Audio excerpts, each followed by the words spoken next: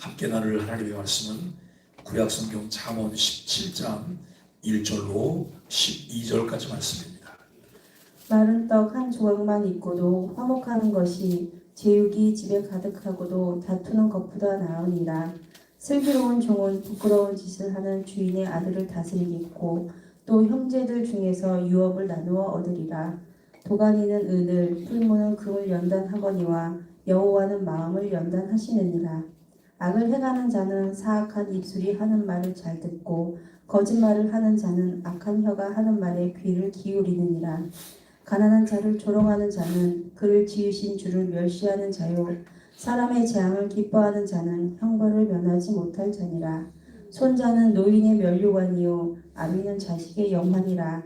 지나친 말을 하는 것도 미련한 자에게 합당하지 아니하거든 하물며 거짓말을 하는 것이 존귀한 자에게 합당하겠느냐.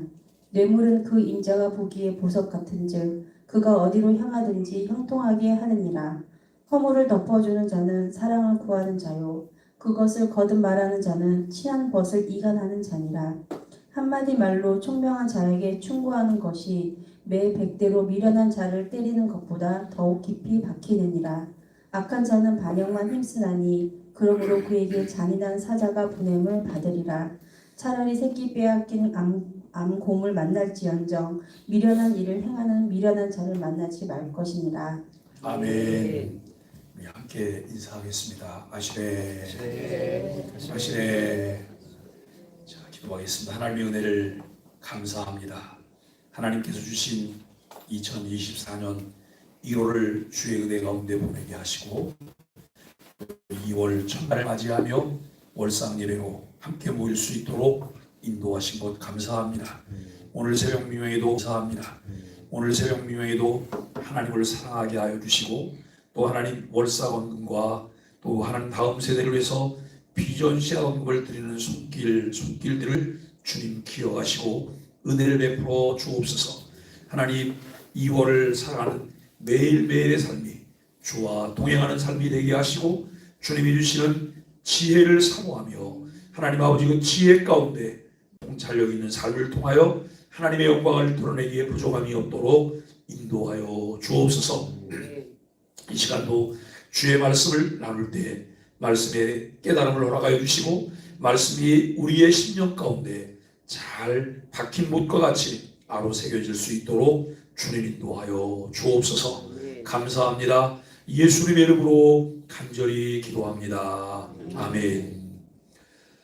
오늘 잠언 17장 1절로 12절까지 말씀을 통해서 마음과 삶을 연단하는 지혜라고 하는 주제로 함께 말씀을 나누려고 합니다. 경우에 합당한 말은 은쟁반 위에 금사과와 같다라고 말을 합니다. 모든 일에 합당한 말과 행동을 할 수 있는 그리스도인은 참된 지혜를 소유한 사람이라고 말합니다. 지혜는 겉으로 드러나는 것으로 인생을 판단하지 않습니다. 지혜는 부와 가난, 지위, 고화 등을 넘어서는 참된 행복과 가치가 무엇인지를 우리에게 알려줍니다. 하나님은 이 지혜를 주시기 위해 그분의 백성들을 연단하시죠. 사실 연단이라는 말은 그다지 즐거운 말은 아닌 것 같아요. 왜냐하면 연단은 쓰기 때문에. 여러분 연단은 쓰지만 그 연단을 잘 통과한 사람은 단것을 얻게 돼요. 오늘 우리는 하나님은 연단을 통해서 그분의 백성을 이제 지혜를 주신다고 하는 것이고요. 연단의 과정은 뜨거운 불도 있어요. 차가운 물도 있고 혹독한 망치질이 반복돼요. 그 과정은 길고 고통을 수반하기도 해요. 참 묘한 것은요 이런 거예요. 연단을 받는 사람이 어떠한 태도인가 어떠한 자세인가에 따라서 연단 기간이 단축되기도 하더라는 거예요. 그리고 어떤 사람은 그 연단이 반복돼요. 왜 반복될까요? 깨닫지 못하고 준비되지 못하기 때문에. 그런데 어떤 사람은 아예 연단도 없어요. 왜 그럴까요? 이 사람을 우리는 조포맨이라고 해요. 조포맨. 조포맨이 뭐예요? 조물주도 포기한 사람이에요. 아무런 기대가 없기 때문에 말하지 않는 거예요. 사실 여러분, 목회자로 목회를 하면서 많은 사람들을 대하잖아요. 사람이 사람에 대한 기대를 갖는다고 하는 것은 굉장한 거거든요. 어떤 사람을 보든지 사람에 대한 기대가 있어요. 그리고 그가 정말 하나님의 아름다운 사람이 되기를 원하는 그런 기대가 있죠. 그런데 생활을 하다 보면 그 기대가 사그러드는 사람도 있어요. 기대를 갖기에는 안 돼. 그때부터 말을 안 해요. 그냥 일상적인 말을 하지만 그를 향해서 기대가 섞인 말을 하거나 무엇인가를 그에게 말하려고 하는 것, 이 말을 하지 않아요. 왜냐하면 말을 하면 그 말 자체가 피창 안에 상처가 돼요. 피창 안에. 우리는 이 연단이라고 하는 것은 고통을 수강하고, 그러나 연단의 결과는 하나님을 더 깊이 알아가는 기쁨을 얻게 해요. 하나님의 지혜는 연단을 통해서 그분 백성을 은금과 같이 빛나게 빚어가신다라고 하는 것을 알게 됩니다. 오늘 여기 우리가 17장에 있는 말씀을 이해하기 위해서 우리는 16장이 어떻게 구성됐는가라고 하는 것도 한번 살펴봐야 되는데요. 16장은 하나님과 인간의 관계 속에 나타나는 삶의 여러 모습들이 결국 하나님의 주권과 통치하심에 있음을 말하고 있어요. 잠언 16장 1절은 마음의 경영은 사람에게 있어도 말의 응답은 여호와께로서 나느니라 그래요. 잠언 16장 9절 말씀은 무엇을 말해요? 사람이 마음으로 자기 길을 교육할지라도 그 걸음을 인도하시는 여호와 하나님이래요. 근데 여러분, 이 잠언 속에는 그런 말을 해요. 하나님께서 악한 자도 선한 자도 그 용도에 맞게 쓰임받게 될 거라는 거예요. 악한 자도. 그런데 악한 자는 자기를 위해서 악을 행해요. 상대에게 불편함이 있던, 상대에게 여러분 큰 손해가 있던, 상대가 죽게 되는 상관없이 자기 목적을 위해서 뭔가를 해요. 어제 저녁에 독서 모임을 하는데 그 어제 저녁에 독서 모임의 소주제가 은혜의 무기고예요. 은혜의 무기고, 용서, 은혜를 시험하는 자리라고 하는 거죠. 굉장히 아주 포괄적인 내용들을 다뤄요. 이 내용들을 우리가 잘 이해하기 위해서 여러분 그 근대사와 현대사 속에서 일어났던 크고 작은 아픈 문제들이 다 스치고 지나가요. 이런 문제들이 지나가는데 그런 문제들 속에서 정말 악역을 한 많은 사람들이 있잖아요.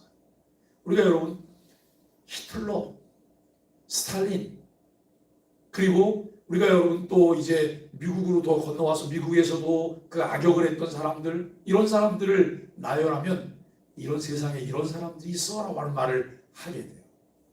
그런데 그런 사람들이 있고 그런 사람들이 삶을 주도했지만 결국 세상을 바꾸어내려고 하는 사람들이 있다는 거예요. 중간 역할을 하고 선한 역할을 하고 방향을 바꾸려고 하고, 그리고 그 사람들 사이에 새로운 것을 만들어내려고 하는 이런 사람들이 있다라고 하는 것을 함께 독서 모임을 통해서 나누기로 했습니다. 여러분, 인간의 삶이 아무리 다양한 모습으로 나타나더라도 모든 삶은 하나님의 섭리 안에서 다스려진다고 하는 것을 우리에게 전하는 진리입니다. 이어지는 17장에서는 그러한 하나님의 지혜가 우리 삶에 구체적으로 어떻게 적용되는지 자세하게 이야기하고 있다는 거예요. 첫째는 참된 지혜는 선한 열매를 맺는다는 거예요. 내가 참된 지혜를 가졌다면 선한 열매를 맺는 거예요. 사람이 여러분 먹으면 먹는 대로 소화를 하게 되잖아요. 내가 무엇을 먹었는지를 다 알게 되는 거야. 그리고 무엇을 심게 되면 심은 대로 거두게 되는 거야. 이것이 자연 법칙이며 하나님의 원리인 거죠. 우리가 참된 지혜를 갖게 됐다면 선한 열매를 맺는다는 거예요. 교회를 나옵니다. 그리고 교회를 다녀요. 하나님 말씀을 잘 들어요. 말씀이 내 마음 가운데 자꾸 이제 새겨지기 시작해요. 사람의 표정이 살아나요. 표정이 살아납니다. 무겁고 썩은 그래서 여러분 설교하려고 딱 강대상에 서 있으면요, 저 교인이 요즘 한 주간 동안 은혜롭게 살았는지 근심 속에 살았는지 다 보이는 거예요. 그리고 메시지를 들을 때 저분은 단마음으로 듣는지 저분은 지금 거부하고 있는지 다 보여요. 이게 안 보이면 설교자가 얼마나 편안하겠어요. 여러분, 그게 보임에도 불구하고 그 사람 얼굴을 쳐다보면서 메시지를 전하는데 저 지금 여러분 거부하는 것 같다고 해서 저도 그냥 막 그 찔러대는 마음으로 한다고 하면 어떨까요? 이거는 정말 불편하잖아요. 그런데 예배 처음에 왔을 때 무겁던 사람이 예배 끝날 때쯤 되면 표정이 달라지는 사람들이 보이거든요. 이게 하나님의 은혜잖아요. 은혜 속에 살면 사람이 달라지는 거예요. 은혜 속에 살면. 그리고 여러분, 꾸준히 신앙생활하면서 말씀을 쫓아가는 사람을 보면 그의 말의 표현들이 달라져요. 말의 표현들이. 뭔가 여러분 뾰족뾰족하던 말들이 좀 뭉뚱해지고 그 다음에 이제 이 포근하게 감싸는 말들을 하게 되는 것을 보게 돼요. 이것이 은혜 안의 변화라고 하는 것을 깨닫게 돼요. 우리가 은혜를 먹으면 은혜를 낳게 되는 거예요. 그런데 은혜가 거부되면 내 안에 이전보다 형편이 더 나빠져요. 악해지는 이런 모습들을 우리는 볼 수 있다는 거죠. 참된 가치를 추구하는 삶은 마른 떡 한 조각만으로도 화목한 결과를 낳는다는 거예요. 슬기로운 좋은 유업을 얻게 된다고 여러분 2절이 말하고, 또 9절에서는 사랑을 구하는 자는 이웃의 허물을 덮어준다고 말하고 있습니다. 말을 아끼는 신중함은 지식이 있다고 인정받으며 명철한 지혜를 따르는 자는 자제력이 있어서 조용하고 침착한 삶의 자세를 유지하게 된다고 하는 것을 27절이 말씀하고 있습니다. 두 번째, 참된 지혜는 모든 일에 올바른 분별력을 줘요. 첫째는 뭐였어요? 혹시 생각나세요? 이때 그 설교자는 신이 나는 거예요. 왜냐하면 아무리 기억력이 좋아도 이 기억력을 믿을 수가 없어요. 제가 암기를 굉장히 잘하는 목사거든요. 근데 이제는 그렇게 옛날처럼 암기가 되지 않아요. 누군가 이렇게 이야기하다가 갑자기 이렇게 얼굴을 보고 이야기하고 늘 친근한 이름이 생각이 안 날 때가 있어요. 네? 제가 만약에 김복순 권사님 이름이 생각이 안 난다 그러면 이해가 되겠어요? 근데 누가 옆에 있다가 그분이 안 누구라고 그러잖아요. 그러면 더 생각이 안 나는 거예요. 차라리 말을 안 하고 있으면 조금 지나면 생각이 나요. 내가 여러분, 기억은 믿을 수가 없어요. 이게 제일 좋은 거예요. 이게. 예? 기록해놓으면 기록한 거는 그냥 남아있잖아요. 첫째는 참된 지혜는 선한 열매를 맺게 하고, 두 번째는 모든 일에 올바른 분별력을 우리에게 가져다 준다는 거예요. 여러분, 1절과 8절과 23절은 재물에 관한 이야기를 해요. 또 4절과 7절과 9절과 10절과 20절, 27절, 28절은 말과 행동에 관한 이야기예요. 그리고 2절과 5절과 9절과 13절과 17절과 18절은 이웃과의 관계를 이야기해요. 3절, 5절, 15절은 하나님과의 관계를 이야기해요. 우리 삶에 일어나는 구체적인 상황에 대한 통찰력을 준다는 거예요. 지식은 사물에 대한 이해를 갖게 하잖아요. 그죠? 어떤 것은 이해를 갖게 해요. 지혜는 뭐예요? 내가 얻은 지식을 적재적소에 바르게 유익하게 활용할 수 있게 해요. 지식은 많은 것을 알게 돼요. 근데 이 지식은 우리에게 무엇을 동반하는 번뇌를 동반해요. 아는 게 많아지면 여러분 머리가 복잡해져요. 머리가 아파요. 내가 사정들을 잘 모르면 편안해요. 사정들을 알게 되면 마음이 편안하지 않아요. 그런데 지혜가 동반하는 게 있어요. 뭐냐면 모든 상황들을 정리할 수 있는 통찰력을 준다는 거예요.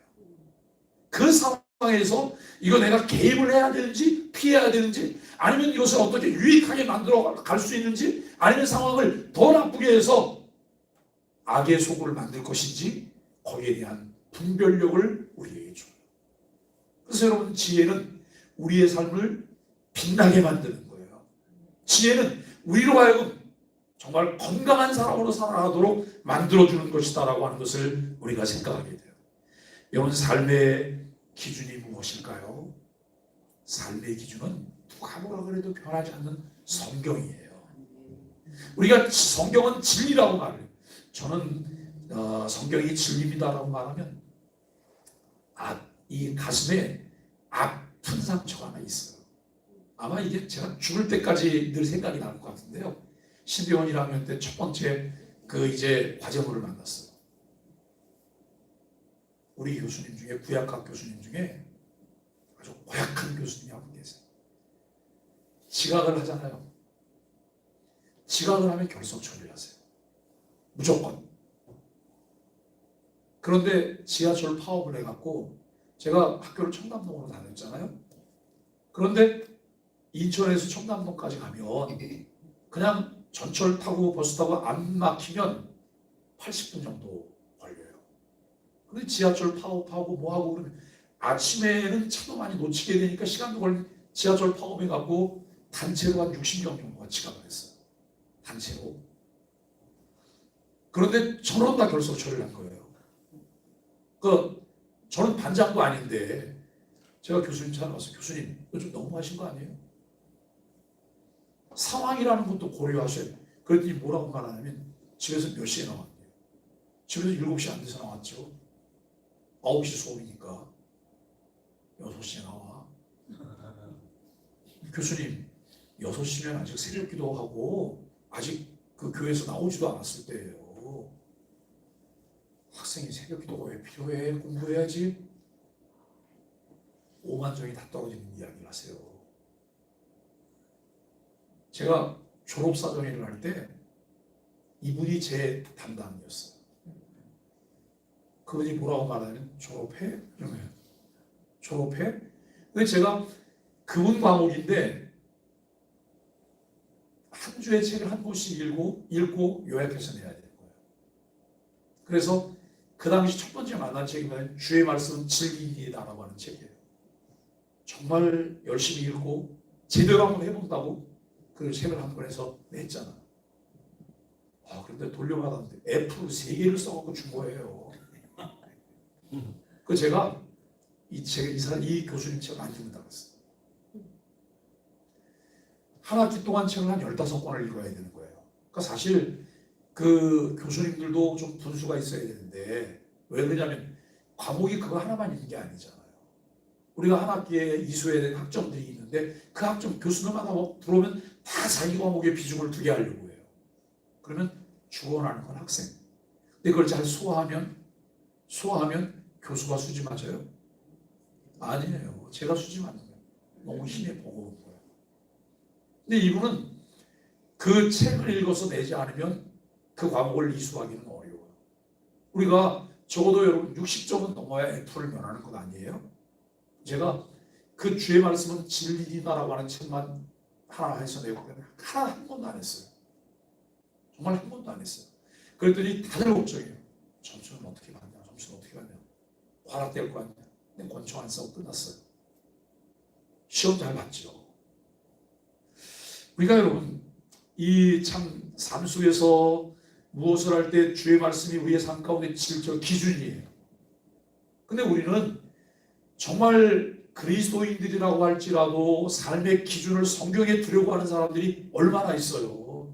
내게 유리할 때는 기준인데 좀 불편하고 불리하면 그 저불리한 거잖아요. 그때도 변함없이 말씀이 기준이어야 돼요. 그러니까 그때 내 자세는 어떤 자세가 되냐면 부족함을 하나님 앞에 인정하는 거예요. 하나님, 제가 부족해요. 기준이 여기인데 한참 못 미치고 있어요. 저를 좀 도와주세요. 저 저기까지 가고 싶어요. 저기까지 가고 싶어요. 근데 꽤 마음껏 우리 이런 마음이 일어날 때가 있어요. 하나님, 쟤 좀 봐요. 저는 그래도 한 60점 정도, 쟤는 48점밖에 안 되잖아요. 쟤는 54점, 저 목사님 보니까 23점밖에 안 되는데요? 이러면서 우리가 뭘 얻으려고 해요?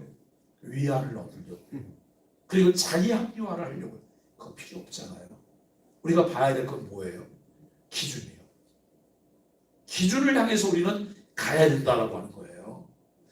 우리가 여러분 이처럼 삶의 다양한 각도에서 지혜를 조명함으로써 참된 지혜가 하나님에 대한 이해에서부터 출발을 한다는 거예요. 참된 지혜는 하나님에 대한 이해에서부터 출발한다. 성도의 윤리적인 삶은 하나님의 지혜와 필연적으로 연결되어 있다고 하는 것을 알게 돼요. 우리가 이 하나님의 지혜를 거부하고 하나님의 지혜를 떠나게 되면 의로운 삶을 살 수가 없어요. 왜? 자기 합리화를 하니까. 목사님 세상을 보세요. 세상 다 그렇게 살아요. 그렇게 안 사는 사람이 어디 있어요? 저 사람들 처세하면서 사는 거 보세요. 훨씬 지저분하고 악하게 살고 있는데도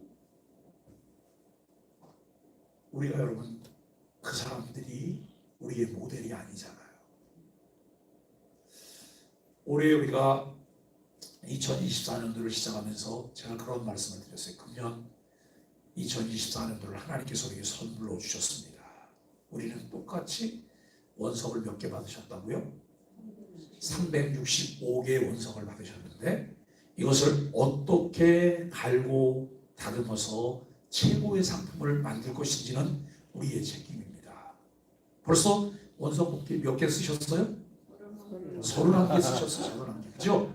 31개. 오늘 32개째 받는 날이에요.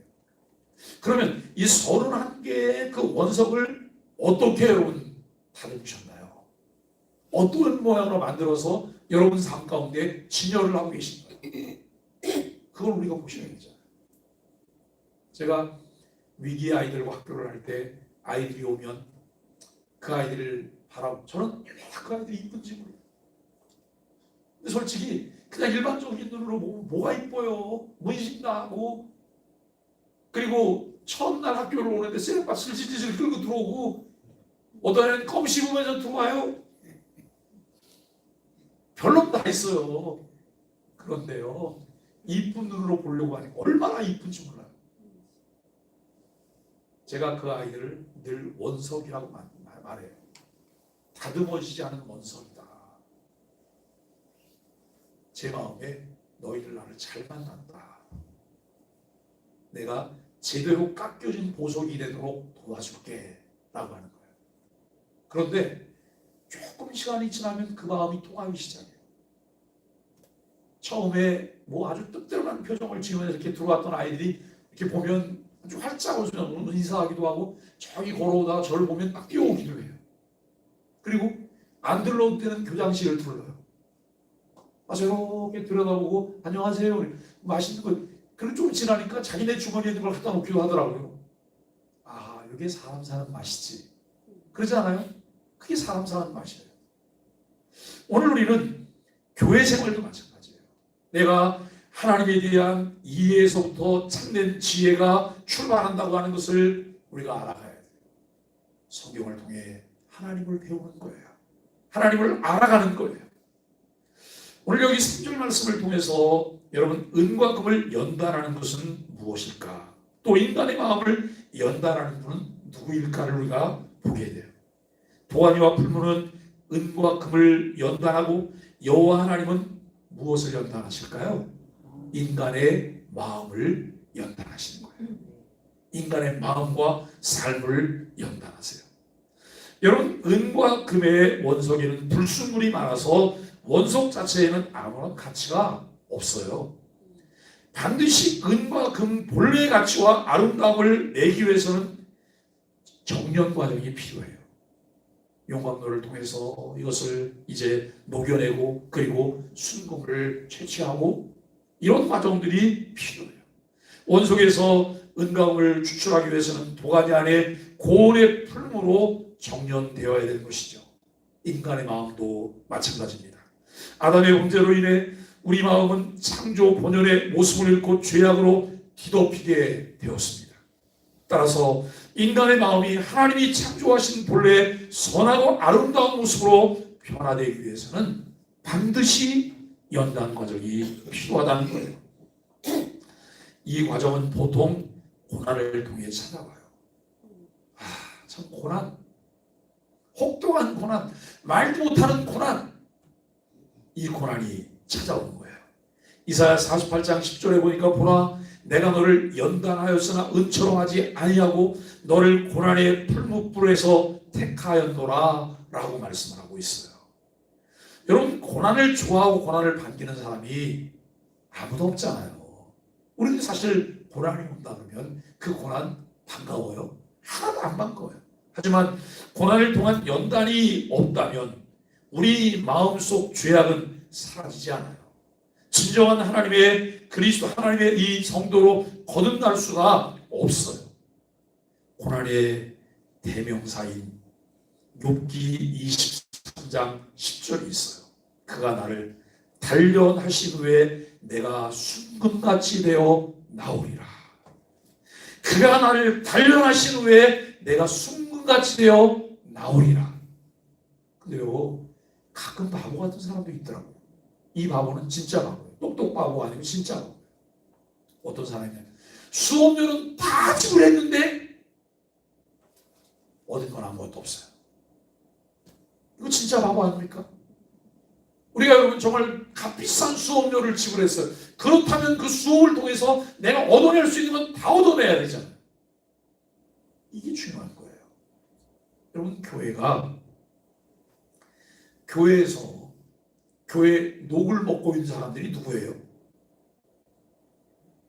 교회 녹을 먹고 있는 사람들이 교역자잖아요. 그 교역자가 그가 가진 것을 다 쏟아놓도록 하는 것이 지혜로운 교회인 거예요. 예? 모든 것들을 다 빼먹어야 돼요, 교회가.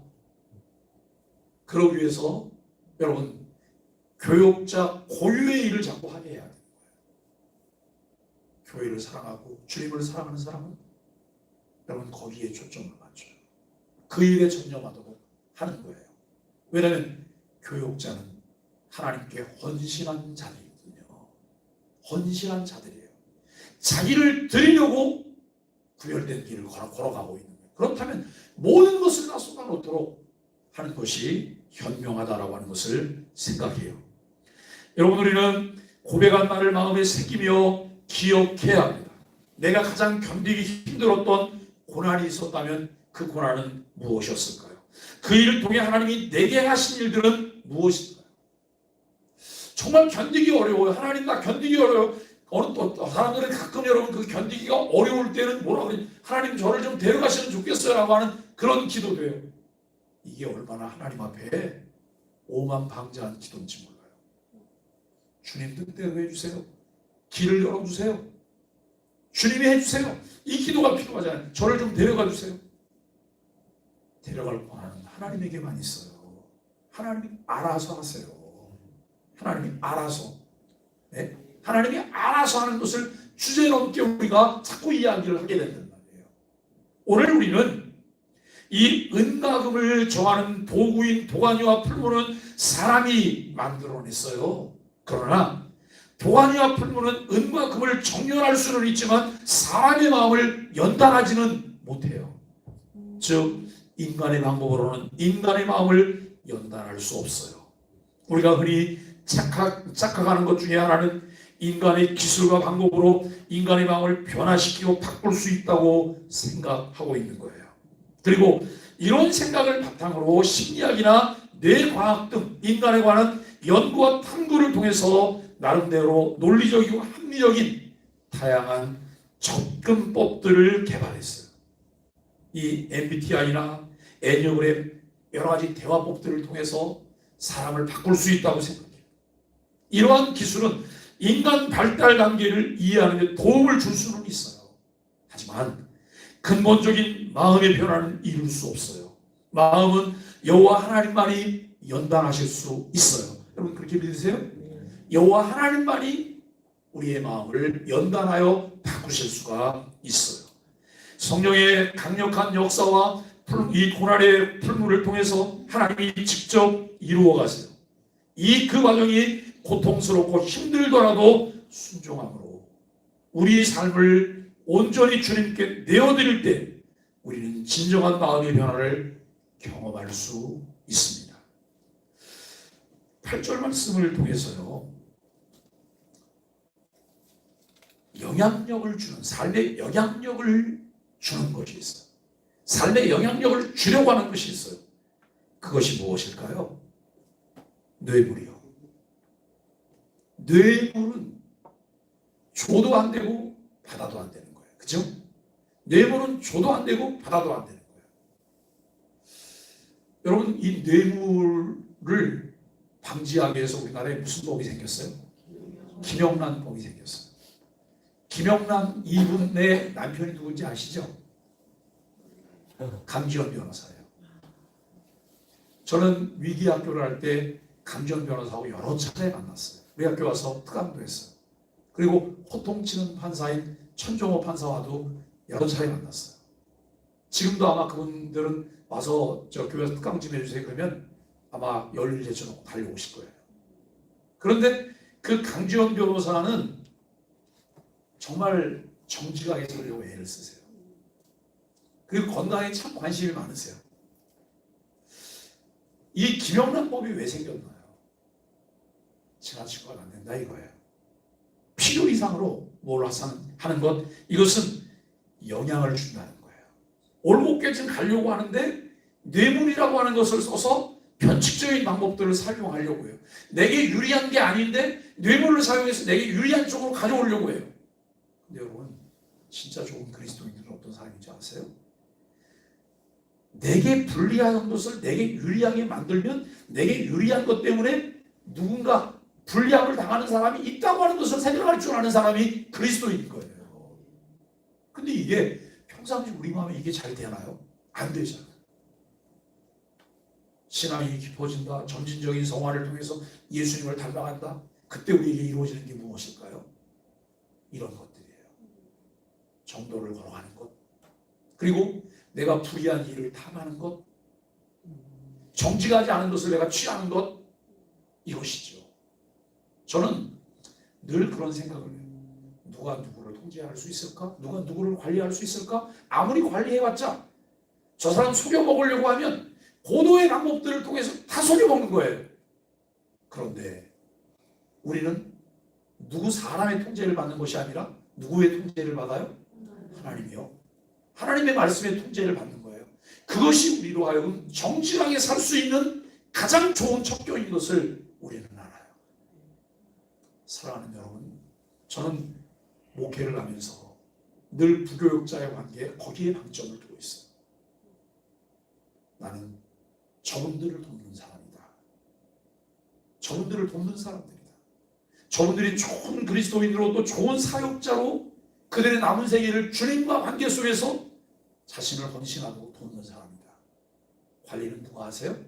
하나님 아버지가요.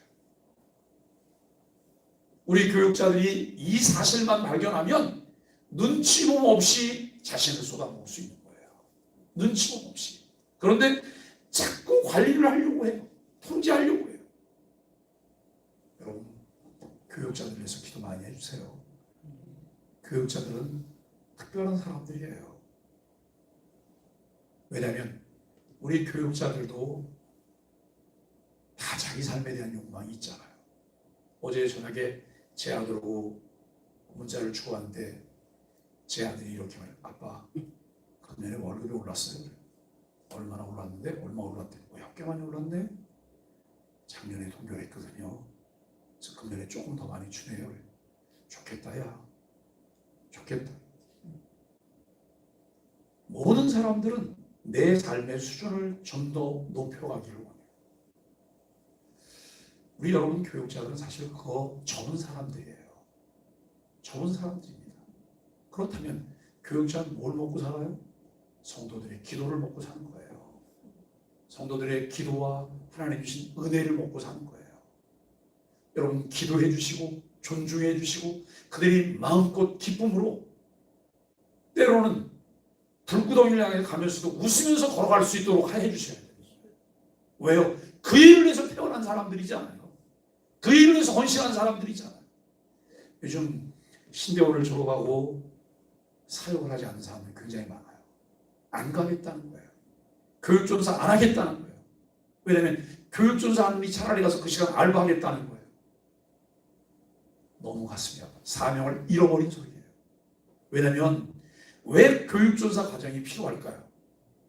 내가 목회 현장에 나섰을 때 다 내가 만나게 될 일이에요. 예?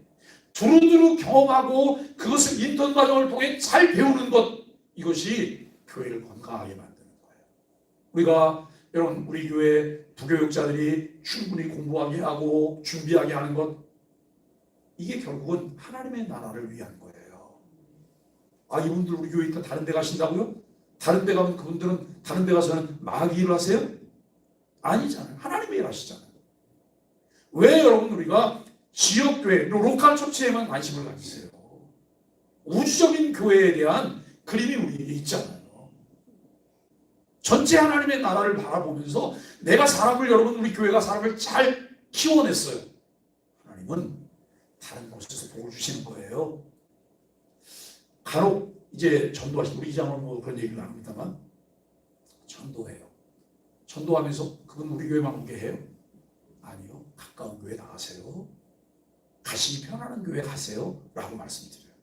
그럼 다른 사람은 아유 장로님 그렇게 전도 우리 교회로 오라 그래야지. 근데요, 이거는 하나님의 원리를 모르는 소리예요. 내가 전도해서 다른 교회로 보내면 하나님은 또 다른 방법을 통해서 다른 사람을 우리 교회로 보내주세요. 이게 하나님의 방법들이거든요. 오늘 우리는 신앙생활하면서 여기 여러분 8절을 통해서 내물은 일과 관계를 형통하게 해요. 좋은 말일까요?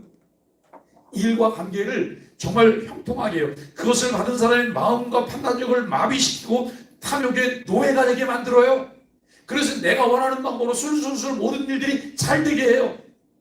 이걸 축복이라고 말할 수 있을까요? 성경은 절대 축복이라고 말하지 않아요. 8절에 여러분 임자는 뇌물을 받는 사람을 뜻해요. 뇌물이 그것을 받는 사람에게 보석같이 보이고 하는 모든 일을 형통하게 한다고 해서 본문이 뇌물을 긍정적으로 평가하고 있는 것은 아니에요. 단지 뇌물의 사람의 마음을 움직여 하고자 하는 일을 가능하게 하는 힘이 있다고 하는 것을 말하고 있을 뿐이에요. 뇌물에 그런 힘과 영향력이 있으니 뇌물을 적정하게 사용하라고 하는 권면은 더더욱 아니라는 거예요.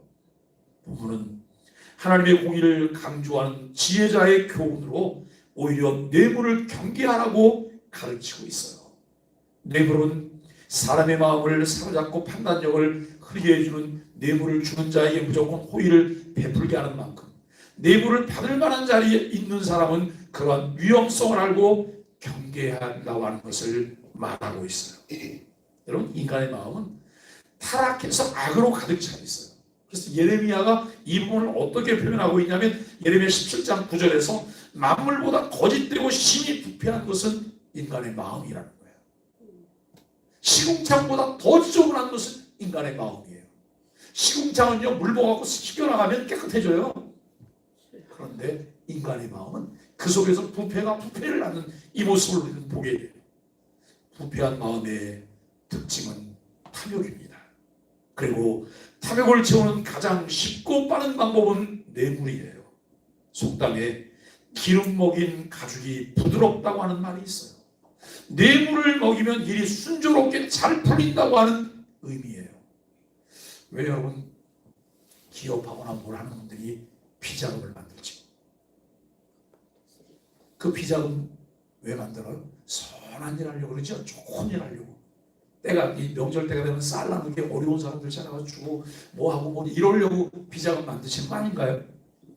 관심이 없어요. 어려운 사람들은요.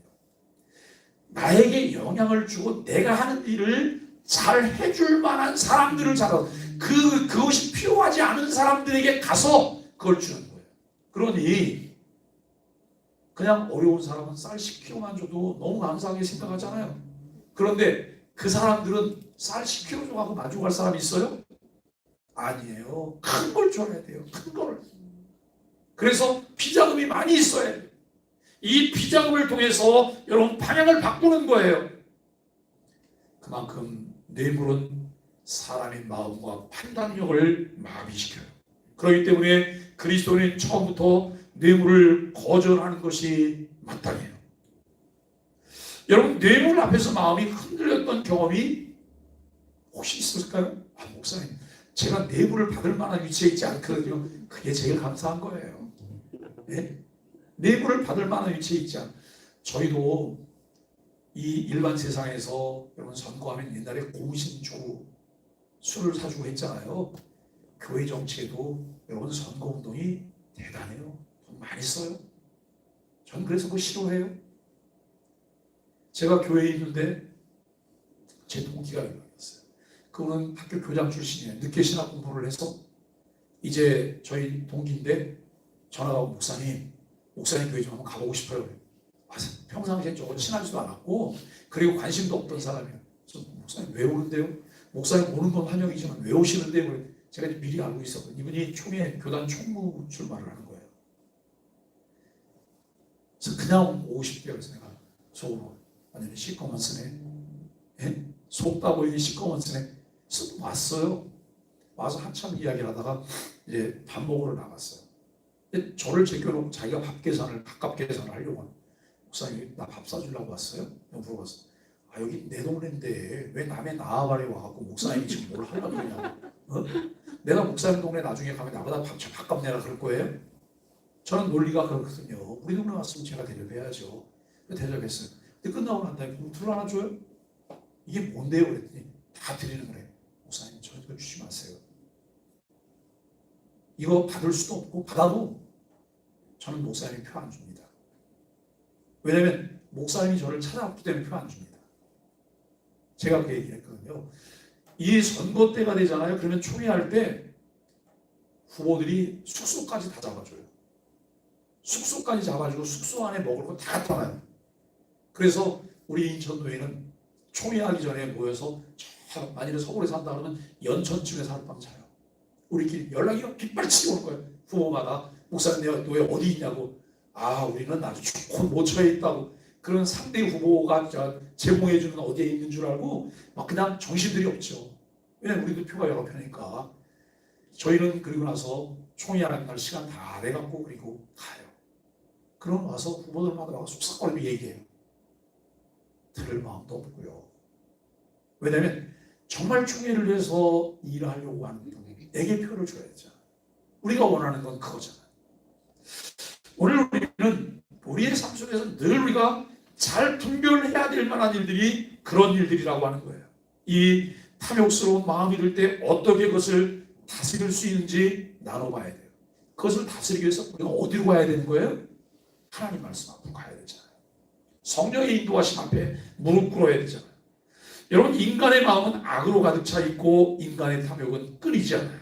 마태복음 15장 8절로 11절에 보니까 이 백성이 입술로는 나를 공경하되 마음은 내게서 멀도다. 입으로 들어가는 것이 이 사람을 더럽게 하는 것이 아니라 입에서 나오는 것이 사람을 더럽게 하는 것이니라라고 예수님께서 말씀하셨어요.